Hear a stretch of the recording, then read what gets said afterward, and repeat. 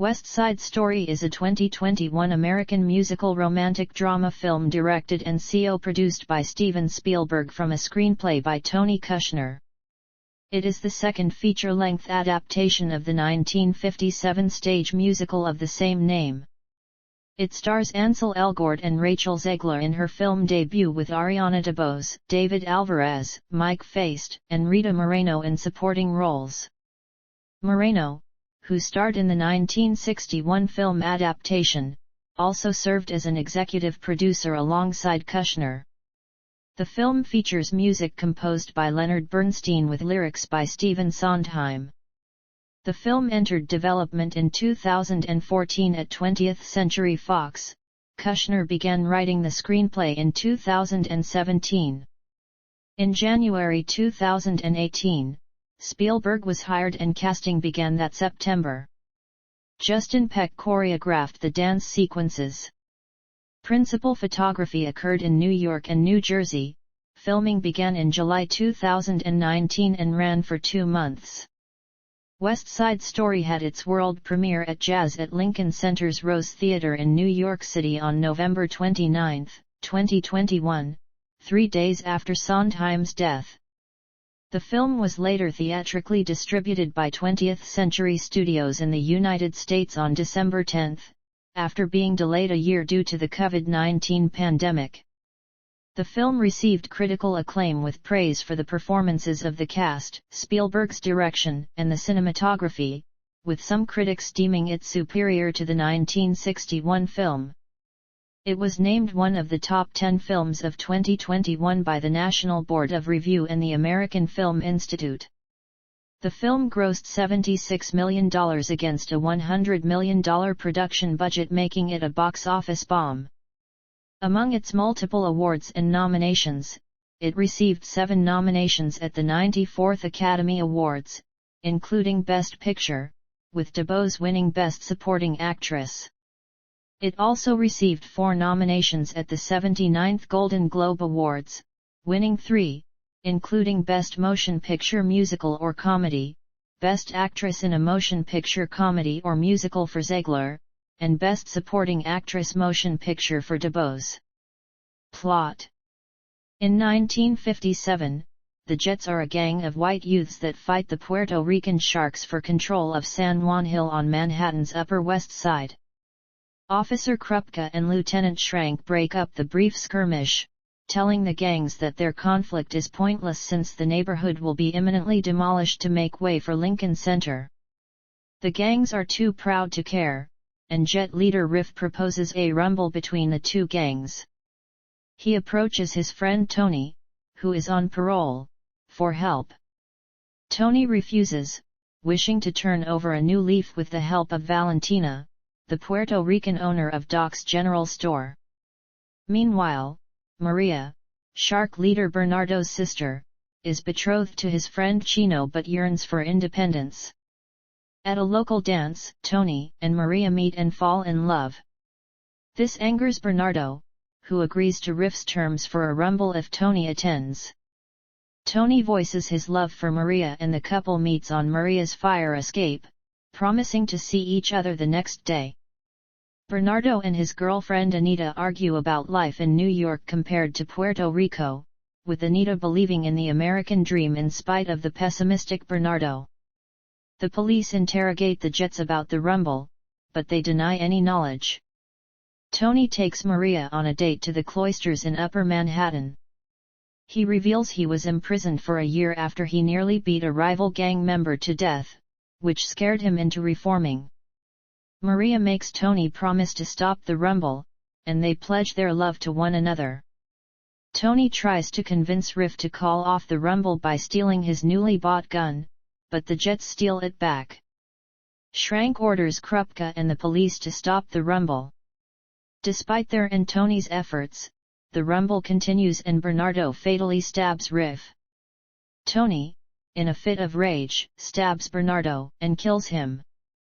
The gangs flee when the police arrive, while Chino finds Riff's gun. Maria gushes about her love for Tony at work, but Chino arrives and reveals Tony killed Bernardo. Maria is distraught, but meeting Tony later she refuses to let him turn himself in as it would mean losing him as well, and they plot to run away together. Valentina learns of Bernardo's death and reflects on her interracial relationship with the late Doc. Meanwhile, Chino plots to kill Tony against the Sharks' protests. After identifying Bernardo's body at the morgue, Anita returns home to see Maria with Tony as he leaves the apartment. Anita argues with Maria but accepts that she and Tony are in love. While Schrank interrogates Maria about Tony's whereabouts, she sends Anita to warn him about Chino.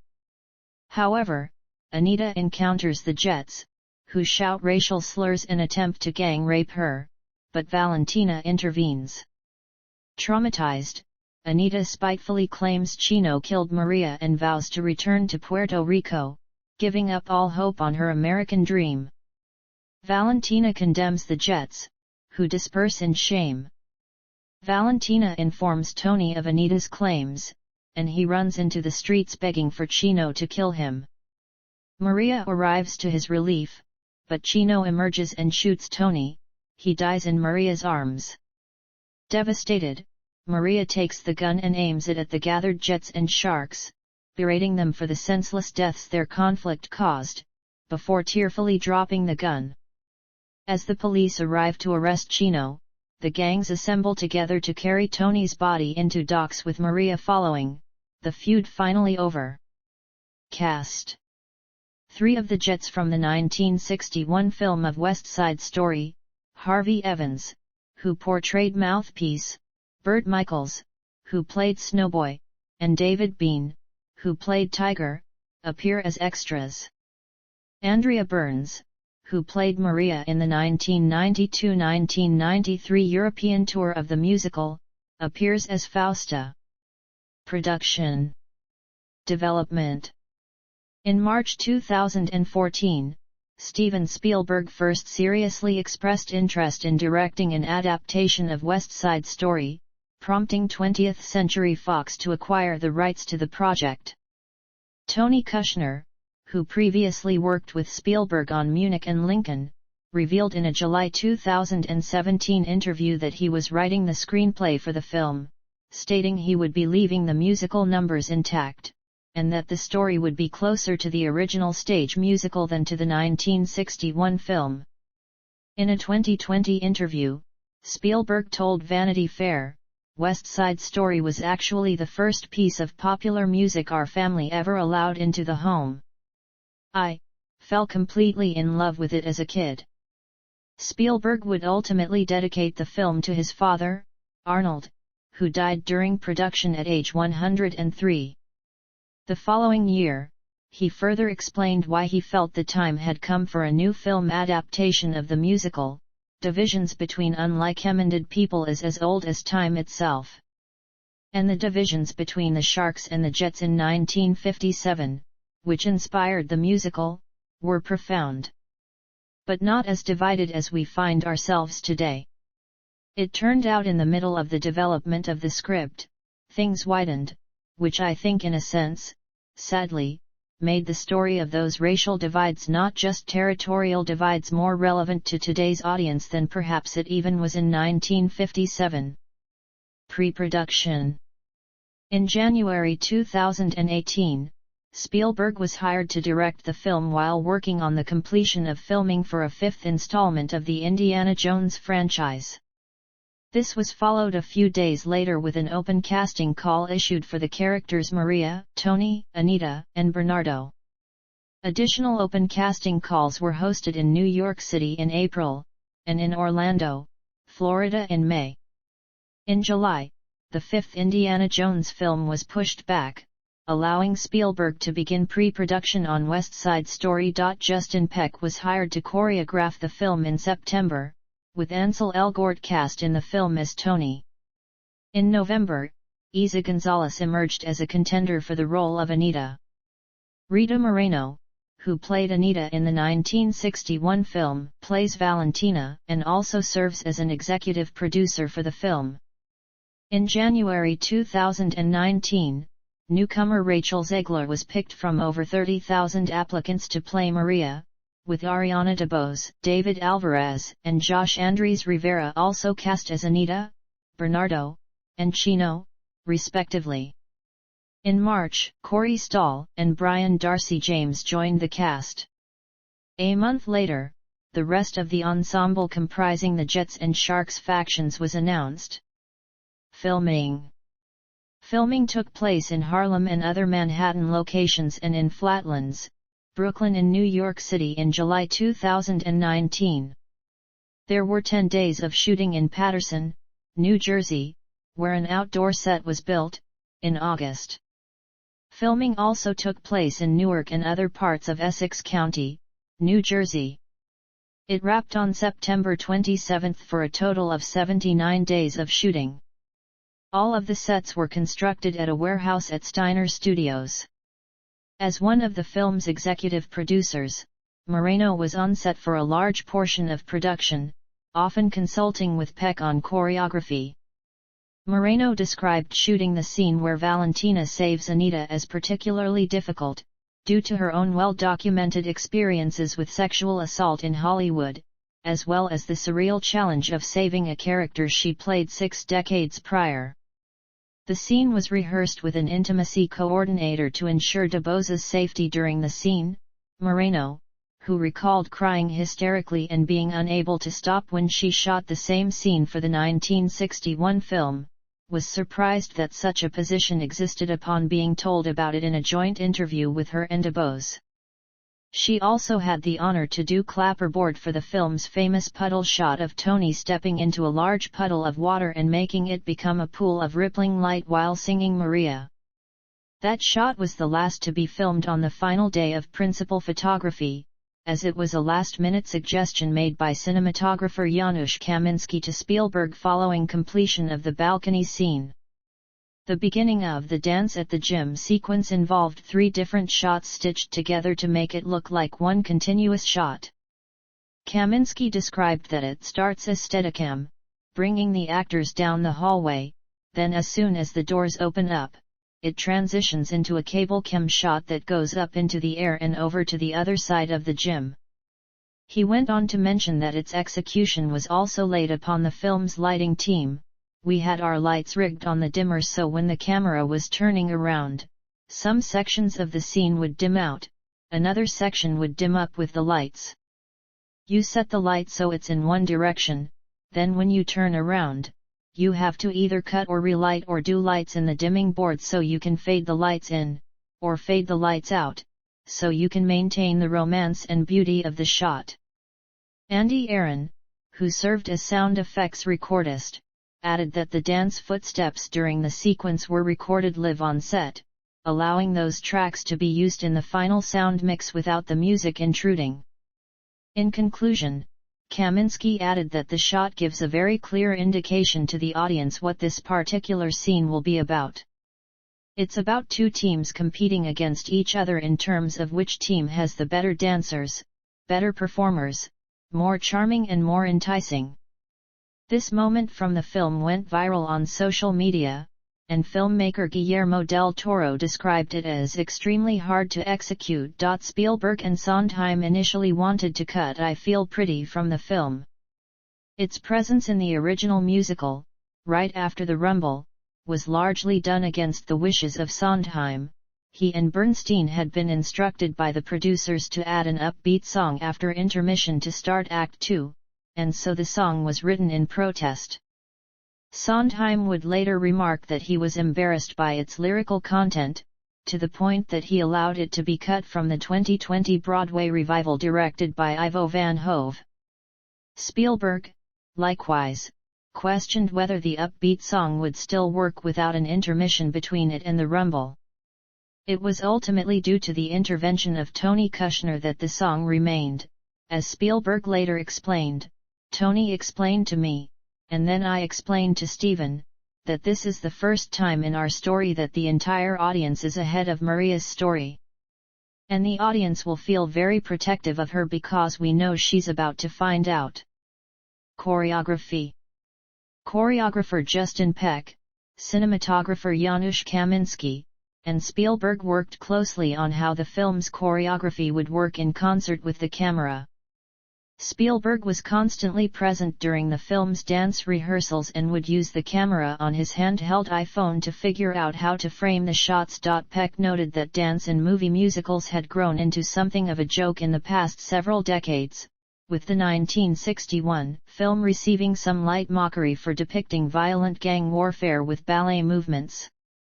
Mindful of the new film's more realistic approach to material, he chose to treat the dance as symbolic of the unity between the gangs. We have to remember that it is still a musical and that there's a unique kind of expression that exists in it. This isn't full-blown realism, literal realism. Peck cites Cool as the dance sequence most indicative of this approach, combining virtuoso ballet movements with the dangerous violence of the scene in the fight over the gun. The film does not attempt to recreate the Jerome Robbins choreography used in most productions of the stage show and in the 1961 film. However, Peck and the creative team were mindful of Robbins' integral role in the movement language of the show, and occasionally reused Robbins' movements for nostalgia. Spielberg cites the Rumble as an example. The scene initially reuses some of the Robbins choreography, but as it grows more intense, more of Peck's original choreography is used. Peck also highlighted the skirt flaring in America and Tony and Maria's dance at the gym as direct quotes of the Robbins choreography. America, which in the 1961 film takes place on a rooftop at night, was restaged to take place on the streets of New York during the day. The shoot took 10 days at locations across Harlem, Queens, and Paterson. Ariana DeBose's dance shoes melted and had to be replaced multiple times throughout the shoot, due to a combination of hot weather and the intensity of the choreography. Although a few dance doubles are credited in the film as they were required to be on standby for the underage actors, all of the film's actors performed their own dancing with no doubles. This included Ansel Elgort, who is a former student of the School of American Ballet. Costumes. Paul Tazewell, known for his work on Hamilton and The Wiz Live, served as costume designer for the film. For inspiration, he looked to a variety of sources including real-life photographs of 1950s life, some in color by Gordon Parks. To distinguish the two gangs from one another visually, he had the Jets dressed in cool-toned colors to reflect the steel, the concrete, the streets of New York City as it was in the 1950s, and the Sharks in warm-toned colors to represent where they've come from, of Puerto Rico, of the island, having a tropical feel. Many of the dresses of the Sharks, I reserved all of the floral pattern for that group for the Puerto Rican community. Music. Spielberg initially approached his frequent collaborator John Williams to serve as the film's music director. Williams instead suggested composer David Newman and conductor Gustavo Dudamel. Newman arranged and adapted Bernstein's original score for the film, incorporating alterations originally made to Bernstein's Broadway score by Johnny Green for the 1961 film.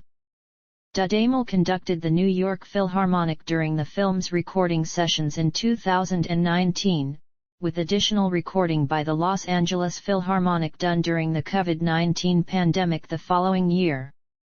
Janine Tezzeri and Matt Sullivan served as vocal coach and music supervisor, respectively, while Williams served as music consultant. All of the songs were pre-recorded and used as playback on set, with the exceptions of One Hand, One Heart, Somewhere and A Boy Like That / I Have a Love, which did not use the playback and were instead sung live on set. Portions of Maria were also sung live on set without the playback, as per Elgort's request. Musical numbers. Soundtrack. The soundtrack album was released digitally in Dolby Atmos by Hollywood Records on December 3, and physically on December 10, 2021. Release. Theatrical.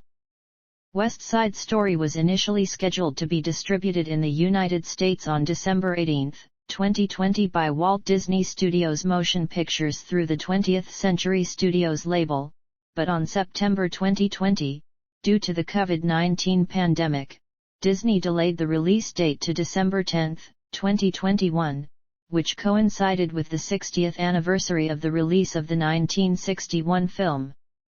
The film had an exclusive 45-day theatrical run, including engagements in Dolby Cinema and IMAX.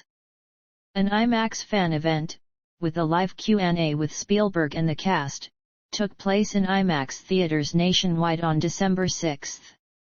Deadline Hollywood reported that Disney considered a limited release strategy for the film before expanding into wide release, but opted not to due to ramifications caused by the COVID-19 pandemic in the exhibition market. The film was first screened for members of the cast, including Ziegler, Feist, Andres Rivera, and some members of the ensemble, at the Daniel Cook Theatre in Lincoln Center on November 17.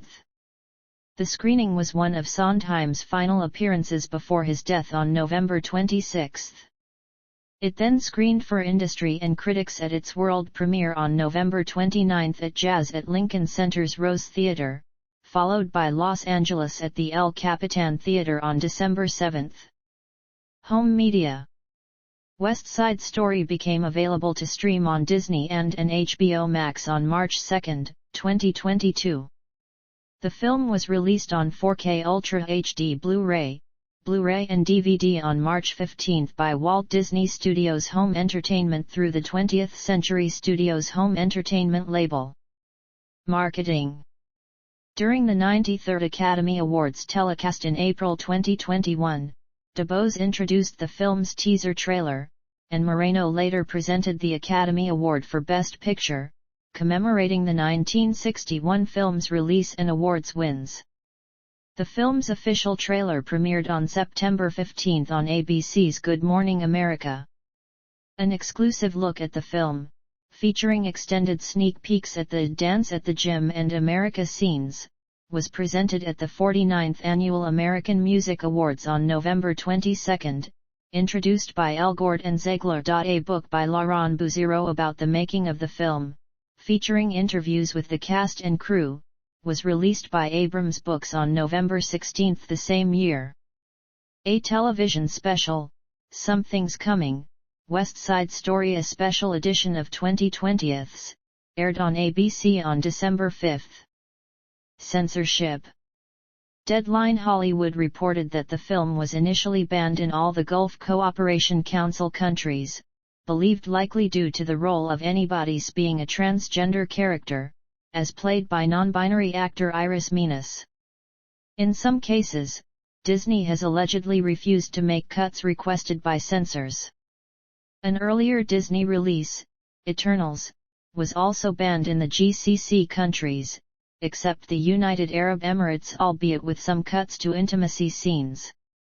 That film featured Marvel's first openly same-sex couple.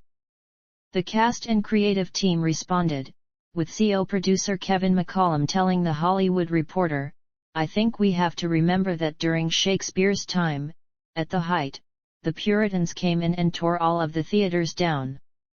You couldn't go to the theater, and yet Shakespeare survived.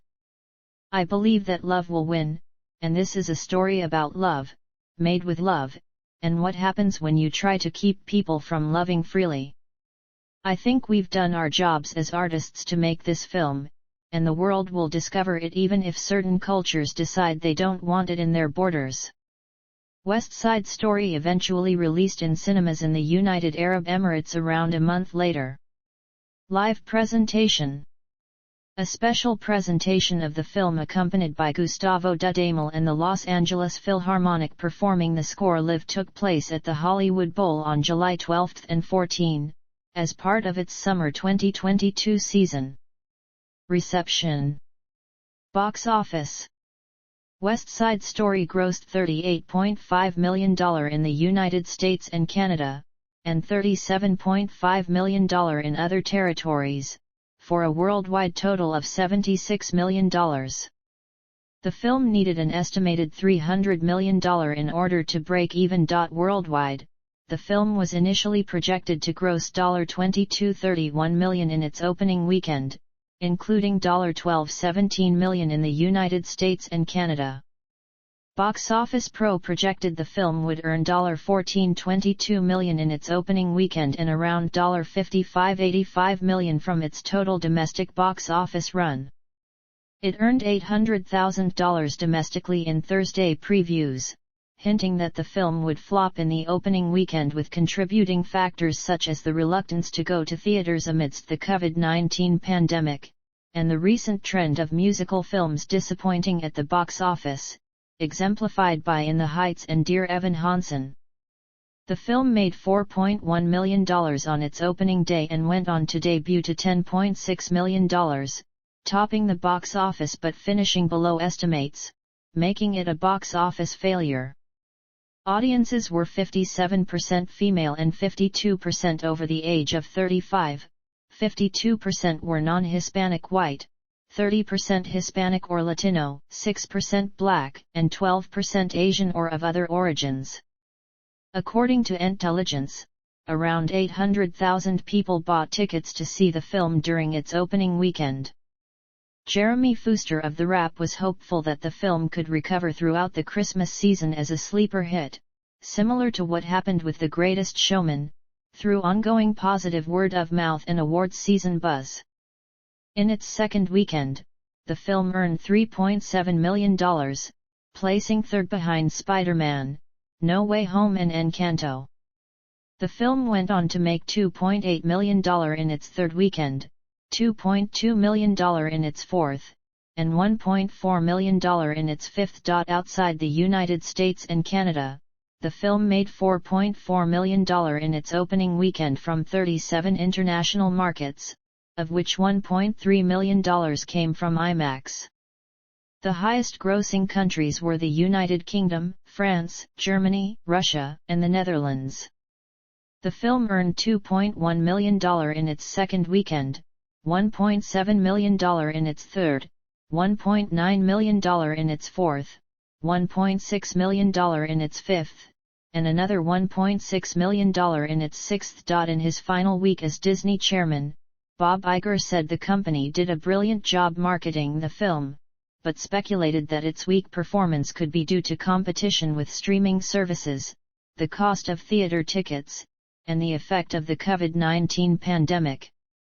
However, Kyle Buchanan of the New York Times blamed the marketing campaign, which missed crucial opportunities, including leveraging Spielberg, the movie's biggest name. Sarah Whitten of CNBC observed the film was targeted towards older audiences, who were less likely to go to theaters due to the pandemic, particularly with the rise in the Omicron variant.